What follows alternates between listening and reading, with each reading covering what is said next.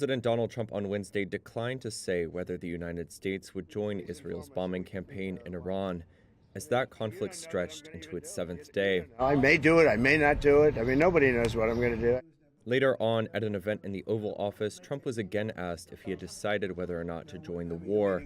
I have ideas as to what to do, but I haven't made a final. I like to make the final decision 1 second before it's due, because things change. I mean, especially with war, things change with war. It can go from one extreme to the other. But with that being said, I would say right now, Israel, from the standpoint of winning a war, is doing pretty well. Trump added that Iranian officials wanted to come to Washington for talks, but that he wasn't sure whether the meeting would happen. They want to see me in the White House. That's a big statement, but it's very late. Is it enough of a statement? Israel said its Air Force on Wednesday had destroyed Iran's police headquarters in the capital, Tehran. Israel's military also said waves of strikes in and around Tehran and in western Iran in the past 24 hours have hit sites producing raw materials, components, and manufacturing systems for missiles. In its last update days ago, Iran reported that Israeli strikes had killed 224 people, mostly civilians. Meanwhile, Israeli authorities say Iran has fired around 400 missiles at Israel since Friday. They say 40 of them have pierced air defenses, killing 24 civilians. Sirens sounded early Thursday morning in Tel Aviv once again, as missiles cut across the skies over Israel and Jerusalem. Trump has veered from proposing a swift diplomatic end to the war to suggesting the United States might join it. In social media posts on Tuesday, he mused about killing Iranian Supreme Leader Ayatollah Ali Khamenei and demanded Iran's unconditional surrender. A source familiar with internal discussions said Trump and his team were considering options that included joining Israel in strikes against Iranian nuclear installations. The Wall Street Journal said Trump had told senior aides he approved attack plans on Iran, but was holding off on giving the final order to see if Tehran would abandon its nuclear program. Israeli gunfire and strikes have killed at least 140 people across Gaza in the past 24 hours, according to local health officials. At least 40 of those killed over the past day died as a result of Israeli gunfire and airstrikes on Wednesday, Gaza's health ministry said. The deaths include the latest in near-daily killings of Palestinians seeking aid in the 3 weeks since Israel partially lifted a total blockade on the territory. Medics said separate airstrikes on homes in Gaza City killed more than 20 people, while 5 others were killed in an airstrike on an encampment in Khan Yunis in southern Gaza. Regarding the airstrikes, the Israel Defense Forces said it was, quote, operating to dismantle Hamas military capabilities, while taking, quote, feasible precautions to mitigate civilian harm. At Al-Shifa Hospital in Gaza City, Fida Massoud says her son was injured while getting aid. She said Palestinians have been suffering for 2 years and that eyes have been drawn away from their plight as attention has shifted to the air war between Israel and Iran.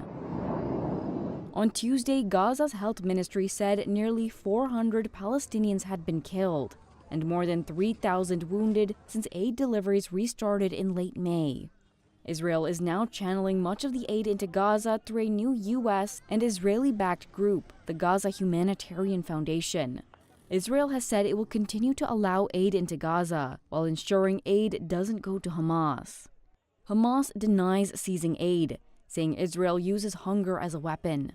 The Gaza war was triggered when Hamas-led militants attacked Israel in October 2023, killing 1,200 people and taking about 250 hostages, according to Israeli tallies.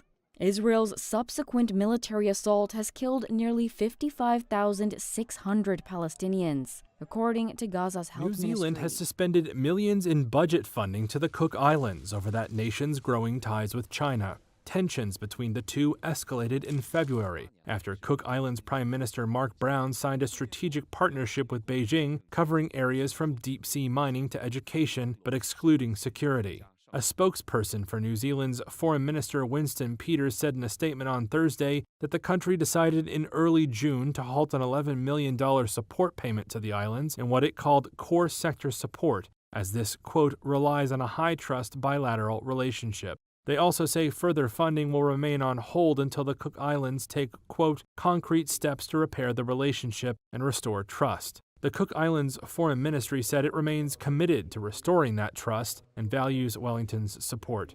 The Pacific nation is a self-governing country in free association with New Zealand. New Zealand commits to defend it if asked. The two countries consult on defense and foreign policy, and Cook Islanders are New Zealand citizens. New Zealand said it was not properly consulted ahead of the China agreement, breaching their bilateral arrangement. The Cook Islands says the two sides have since set up formal dialogue and have met twice to discuss the China agreements. The funding freeze comes as New Zealand's Prime Minister Christopher Luxon visits China, where he's expected to raise concerns about Beijing's influence in the Pacific, including its deepening ties with the Cook Islands. The Federal Reserve kept U.S. interest rates unchanged on Wednesday, and that did not go down well in the White House.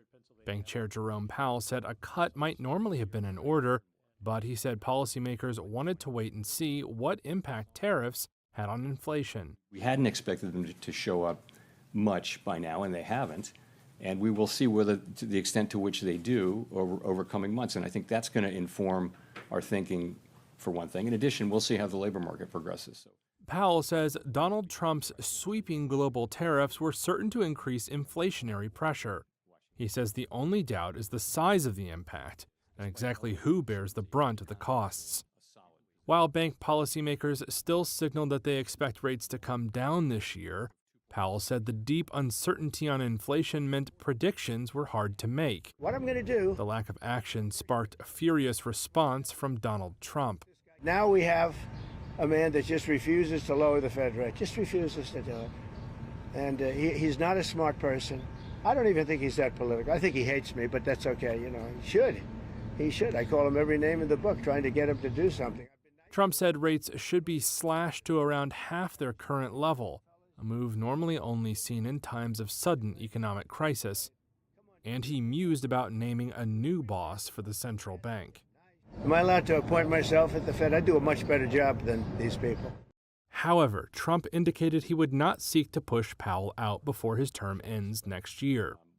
Hints earlier this year that he might try to oust Powell sparked market turmoil and a subsequent denial from Trump that he had ever contemplated such a thing.